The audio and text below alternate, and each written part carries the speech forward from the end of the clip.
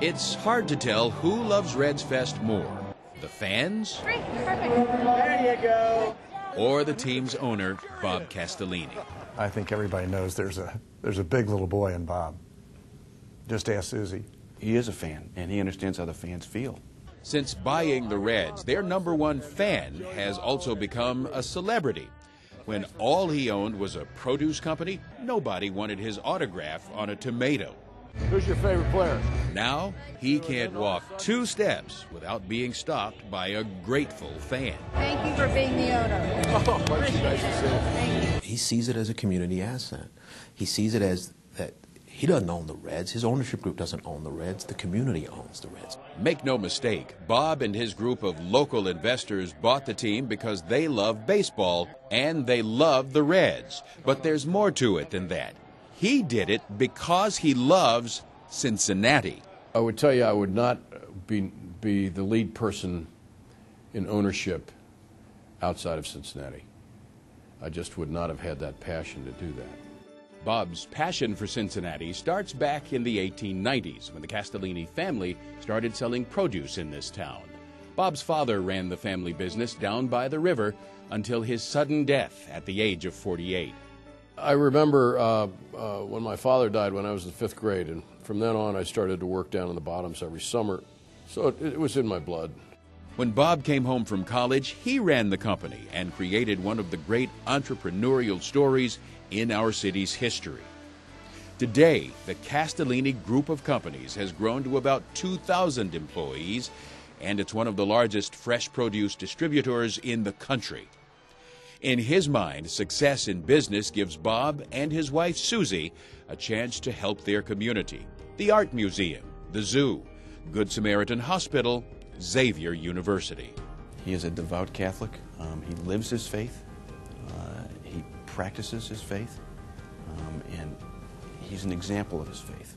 Lately, Bob is getting more involved in how the community runs. Take, for example, the Banks Project. After 10 years of inaction, Bob agreed to lead the Banks Working Group.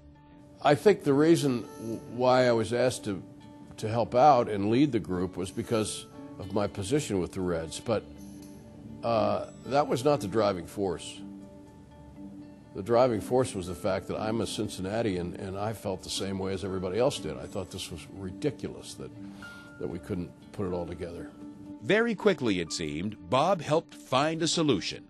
He wants to hear various points of view, but he's not afraid to call the question. Bob's style in meetings, or I would rather use the word tactic, is at some point during the meeting, he likes to growl at all of us. And I'm guessing it's just to let us know that he's still in the room, because oftentimes we forget. As a result of Bob's leadership, the city has a new neighborhood on the river. The part of his DNA that's so key here is his tenacity. I mean, he's intelligent, he's capable, he's aggressive, but he is tenacious. Recently, he's turned his attention to another community issue, encouraging minority business. A large portion of our minority citizens don't feel like they're part of the business aspects of what goes on. There's something wrong with that, he said. There's something wrong with a person that doesn't feel like they have a stake in our community. Let's find out what that is and let's work on it. He cares about that. I mean, he's passionate about inclusion. And when he understands an issue and becomes passionate about it, he can't help but take action. And again, it's not just time, it's time, talent, and treasure. He puts his money where his mouth is, and he spends the time to get involved, to make things different, to make things better.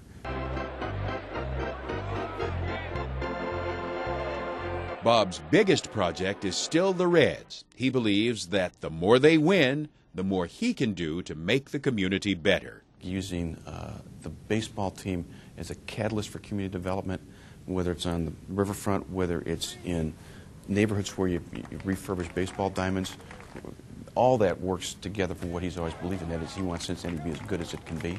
All the time he talks about, the importance of the city and the importance of Cincinnati, in his life and in his children's life and in his children's lives. And, there aren't many people that care about their city as much as Bob Castellini does. Winning the division title in 2010 was Bob's first taste of a championship.